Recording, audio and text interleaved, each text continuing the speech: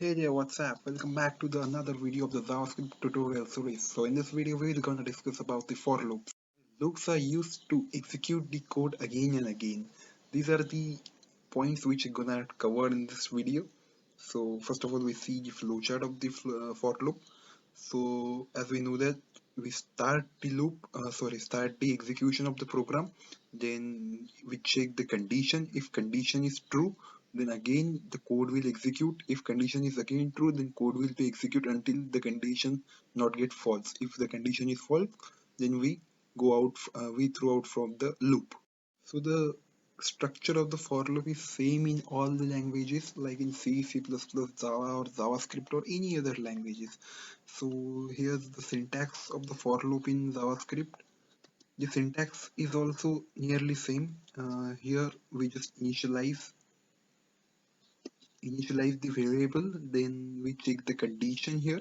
Then after condition, we just increment or decrement the uh, variable. So we will see example on this. So here we just write one sample code for loop. So firstly we just declare I equal to 0,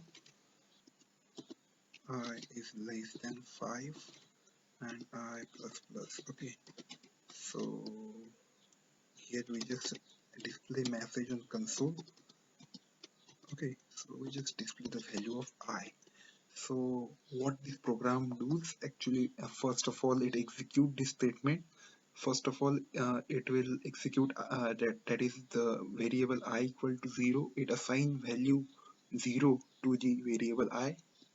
After that, it will check the condition if I is less than 5. Here's the value of I is 0. So 0 is less than 5, yes. Then it will print 0.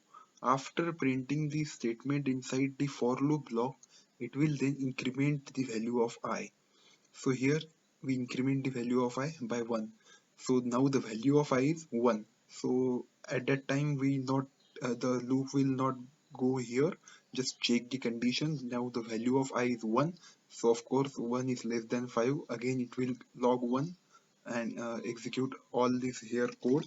Okay, so after that again it will go until the condition gets false. Now if now the value of I is 4. After printing the value of 4, now the value of I is 5. So 5 is less than 5, no, the condition is false. Then it will execute the remaining code.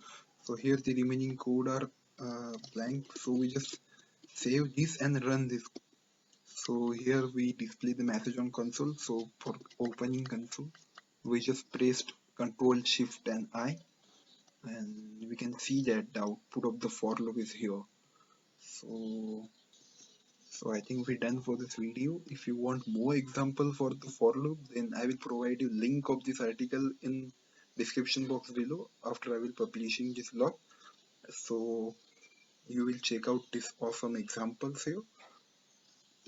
So if you like this video, then like and subscribe to our channel to get update from us. Thank you very much for watching.